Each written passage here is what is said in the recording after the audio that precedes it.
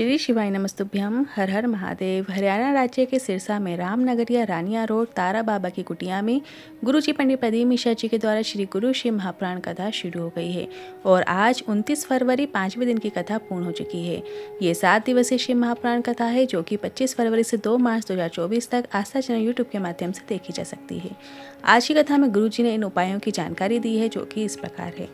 रात्रि के 9:15 वाला घर पर ही किया जाने वाला विशेष उपाय की जानकारी दी है। जीवन में किन 3 पर हमें विश्वास रखना चाहिए, इसकी भी जानकारी आज की कथा में गुरुजी ने दी है। जो भोलेनाथ का भक्त होता है, भोलेनाथ की भक्ति की 3 विशेषताएं कौन सी होती हैं वो भी आज की कथा में गुरुजी ने बताई है।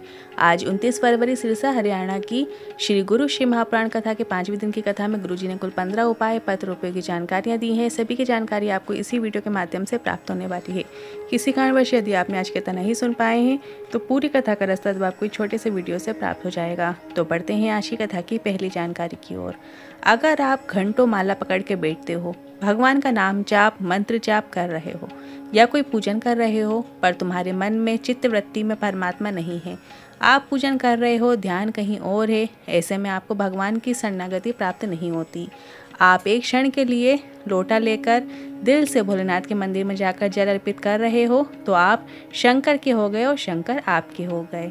बढ़ते हैं आज की कथा की दूसरी जानकारी की ओर। गुरुजी ने कहा आपको बहुत देर तक भोलेनाथ के मंदिर में बैठकर माला पकड़ने की जरूरत नहीं है। अपने श्री शिवाय नमस्तुभ्यम बोलते हुए शिवलिंग पर 1 लोटा जल चढ़ा दिया और बाबा से अपने दिल की बात बोल दी। नंदी के कानों में अपनी कामना बोल दी और घर आ गए। बस इतना भी बहुत है। बढ़ते हैं आज की कथा की तीसरी जानकारी की ओर। लीची माँ पत्र लेकर आई। मेरी बेटी जो 3 वर्ष की है उसको बुखार आया। हमने डॉक्टर को दिखाया पर डॉक्टर को समझ नहीं आया क्या बीमारियां हैं। धीरे धीरे उसके पेट में तकलीफ होने लगी और कई बीमारियां होने लगी।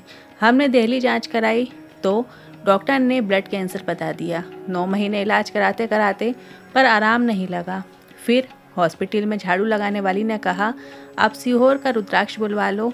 हमने परिचित से रुद्राक्ष बुलवा लिया और रुद्राक्ष का जल शिवलिंग पर चढ़ाकर थोड़ा सा जल प्राप्त करके एक एक बूंद बेटी को देना शुरू किया। मैंने पशुपतिनाथ व्रत भी किया। मेरी बेटी आज पूरी तरीके से ठीक हो चुकी है। उसी का आभार व्यक्त करने कथा पंडाल में आई हूँ। बढ़ते हैं आज की कथा की चौथी जानकारी की ओर। माता लक्ष्मी को लोग रोज अपने घर में बुलाना चाहते हैं। माता सरस्वती को लोग रोज अपने घर में बुलाना चाहते हैं पर दुर्गा भवानी को 9 दिन बैठाकर आखिरी में छोड़ आते हैं क्योंकि माता के नियम बड़े पक्के हैं। फलहार करना है, जोत जलाना है, जगराता करना है, भवानी को मनाना है। जब 9 दिन में माता खुश हो जाती हैं तो शिव जी कहते हैं पूरे साल में 9 दिन जो माता जगदम्बा भवानी को दिल से भज लेता है वो उसके साल भर की व्यवस्था करके चली जाती हैं। बढ़ते हैं आज की कथा की 5वीं जानकारी की ओर। रुचि अग्रवाल जी पत्र लेकर आई। 4 महीने पहले मेरे मामा जी को जहरीला जानवर ने काट दिया और उसकी वजह से मेरे मामा के लीवर किडनी ने कार्य करना बंद कर दिया। मामा जी मौत के मुंह में पहुंच गए। तब किसी रिश्तेदार ने फ़ोन पे बताया सारी समस्या का हल 1 लोटा जल। 1 लोटा जल रोज शिवलिंग पर चढ़ाओ और सीहोर वाला महाराज ने रात्रि के 9:15 वाला जो उपाय बताया है वो करो। परिवार के एक व्यक्ति से सीहोर से रुद्राक्ष बुलवा कर उसका जल हमने देना शुरू किया और 3 दिन तक उपाय करने के बाद ही उनका शरीर ठीक होना शुरू हो गया और आज वो पूरी तरीके से ठीक हैं। उसी का आभार व्यक्त करने कथा पंडाल में आए हैं। बढ़ते हैं आज की कथा की 6वीं जानकारी की ओर। अब रात्रि के 9:15 वाला उपाय जो गुरुजी ने अपनी पिछली कथाओं में बताया है वो इस प्रकार है।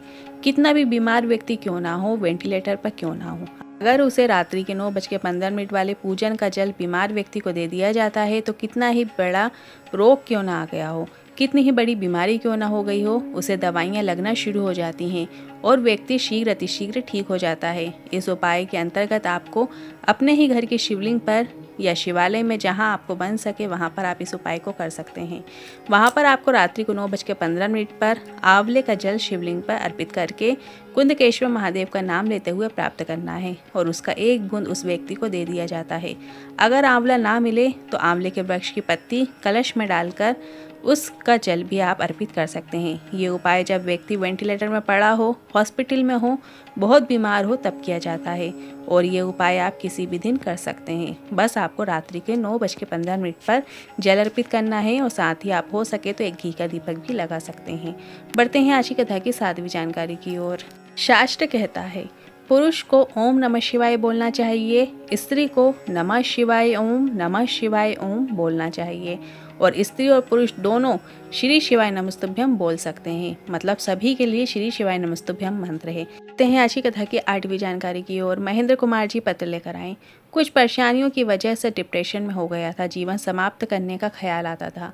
मेरी सासू ने मुझे शिव महाप्राण कथा सुनने को कहा और मोबाइल पर मैंने 2 से 4 मिनट की कथा सुनी और ऐसा बल और ऊर्जा मेरे अंदर आई कि जीवन में आगे बढ़ने की आस जागी। मेरे स्वास्थ्य भी ठीक हो गया और पूरी मेहनत से आगे बढ़ने की कोशिश करता हूँ। बढ़ते हैं आज की कथा की 9वीं जानकारी की ओर। क्या किसको रोइए, चादर तान के सोइए। सारी समस्या का हल एक लोटा जल। एक लोटा जल बदलेगा हमारा कल।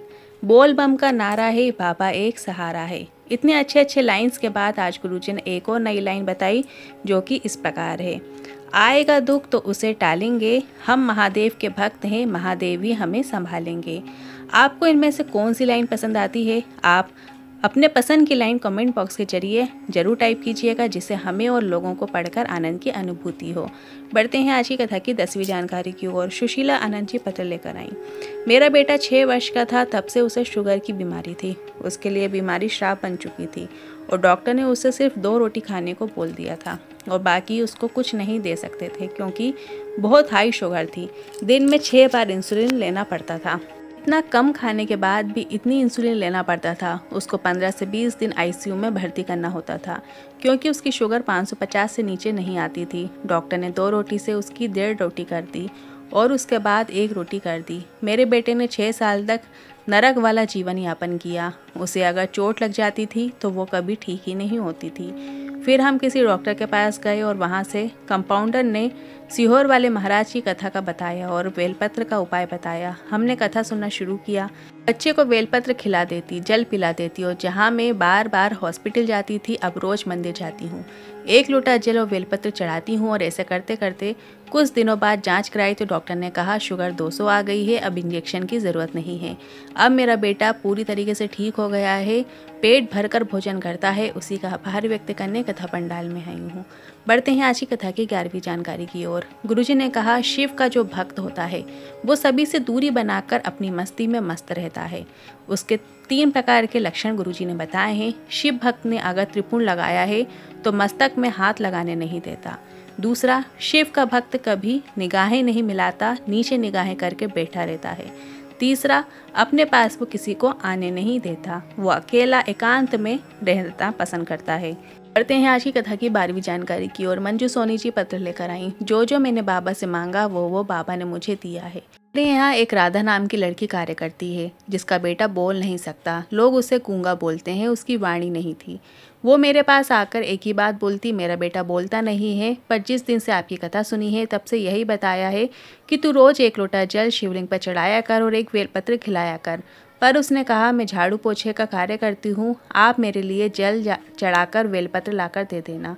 मैंने उसे देना शुरू किया और उसे विश्वास नहीं था, पर बाबा की कृपा से उसके बच्चे की आवाज़ आ गई है। उसी का आभार व्यक्त करने कथा पंडाल में आई हूँ। बढ़ते हैं आज की कथा की 13वीं जानकारी की ओर। उपवास में भोजन करते हो या छोड़ते हो? छोड़ते हो ना। भोजन नहीं करोगे तो उपवास माना जाएगा। भोजन छोड़ देने से उपवास हो जाता है क्या? आपने भोजन तो छोड़ दिया पर झूठ बोलना नहीं छोड़ा, गाली देना नहीं छोड़ी, ताने देना नहीं छोड़े, अपशब्द बोलना नहीं छोड़े, आड़ा टेढ़ा बोलना नहीं छोड़ा, तो ऐसे में भी आपका व्रत मान्य नहीं होगा। भले ही आप कितने व्रत रख लो, कितना ही भूखा रह लो। शिव महाप्राण की कथा कहती है अगर आप किसी का दिल नहीं दुखाते हो, किसी को कष्ट नहीं पहुंचा रहे हो, किसी को धोखा नहीं दे रहे हो, तो आपके भूखे रहने की भी ज़रूरत नहीं है। भगवान आपका व्रत स्वीकार कर लेते हैं। बढ़ते हैं आज की कथा की 14वीं जानकारी की ओर। गुरुजी ने कहा आप सभी को 3 पर हमेशा विश्वास रखना है। जो अपने गुरु से मंत्र ले लेता है उसे अपने गुरु पर इतना भरोसा होना चाहिए कि मैं गलत हो सकता हूँ पर गुरु का मंत्र गलत नहीं हो सकता है। आपको अपने गुरु जी की बातों पर भी पूरा विश्वास होना चाहिए। जिस शंकर पर रोज 1 लोटा जल चढ़ाते हो उस पर पूरा विश्वास रखना है कि यह जल औषधि का कार्य करेगा, मेरे जीवन का कल्याण करने वाला है, ऐसा विश्वास होना चाहिए। अपने माता पिता भले ही गाली दें, अपशब्द दें, ताना दें, आड़ा टेढ़ा बोलें, आपका विश्वास हमेशा उनके प्रति होना चाहिए क्योंकि वो कभी आपके लिए गलत नहीं बोल सकते। बढ़ते हैं आज की कथा की 15वीं जानकारी की ओर। रेवड़ी हरियाणा की कथा में हमने कल कह दिया था कि ये कथा 19 मार्च से 25 मार्च तक होगी, पर यह कथा होली की वजह से सिर्फ 5 दिनों की रहेगी। तो ये कथा सिर्फ 19 मार्च से 23 मार्च तक 2024 में चलेगी।